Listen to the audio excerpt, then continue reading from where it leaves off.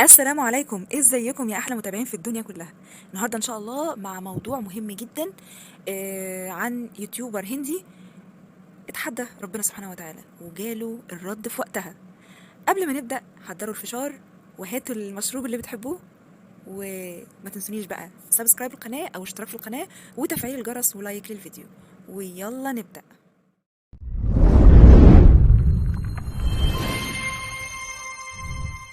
ها، حضرتوا الفشار بتاعكم؟ يلا نبدأ الموضوع بتاعنا.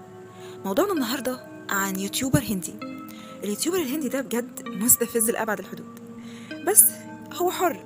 أنت حر إذا لم تضر. بس إن يضر الإسلام وشعائر الإسلامية وربنا سبحانه وتعالى وحاجات كتيرة، طبعا دي ما يتسكتش عليها. فجه عمل قبر، حب يجرب يعني عيشة القبور و... وازاي الواحد ازاي في الاسلام يعني بيدفنوا كده والميت بيبقى بيتعامل ازاي في القبر وكده. فصحابه جهزوا له قبر في اي بي زي ما بيقولوا كده.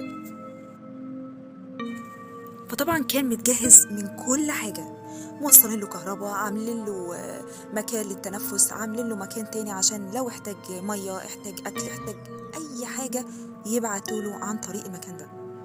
فطبعا إهانة جامدة طبعا للإسلام وللمسلمين. آه، ف وعاملين له زي سجادة كده وبدأ يشغل الأغاني بتاعتهم ويرقص ويستمتع هو وصديقه. فطبعا سبحانك يا رب، ربنا رد عليه رد صاعق، رد لكل من تستهوي له نفسه ويهين شعائر الإسلام والمسلمين. بعد ما غنى ورقص وعمل اللي عايزه وهو جوه القبر، حصل فجأة ريح قوية جدا جت من بعيد. مش عارفين الهوا دوت جاي من ايه وايه سببه، لان اليوم دوت كان جو طبيعي جدا. وبدأ بالليل يحصل مطر وإعصار جامد. فطبعا المطر مع الهواء مع الحاجات دي كلها بدأت المية تتسرب وتخش لهم من الفتحات اللي أنا قلت لكم عليها. بيدخلوا لهم منها المية وبيدخلوا لهم منها الأكل والهواء وكل حاجة. فما عندهمش حتة غير المواسير دي بس. فالمواسير دي بدأت تنقط عليهم المية، لأن طبعا هم مدفونين مفيش غير المواسير ديت اللي هي التنفيذ بتاعهم. فنزلت عليهم المية، اتبهدلوا. بدأت صحابهم من فوق بدأوا ينقذوهم، بدأوا يعملوا حاجات عشان خاطر يحموهم من المطرة وكده. مفيش حاجة قادرة تحميهم من أي حاجة. المطرة نازلة غزيرة، مش عارفين يعملوا إيه.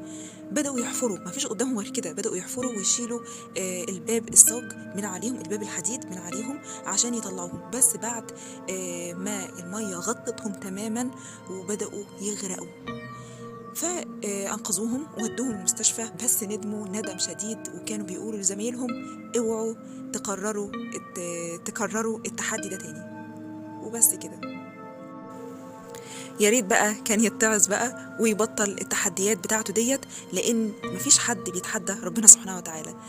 اللي بيتحدى ربنا بيجيله الانتقام في وقتها، عشان ما تتعداش حدودك وتستهبل وتعمل حركات ملهاش اي 30 لازمه في شعائر الاسلام، لان الاسلام خط احمر ما ينفعش تتعداه.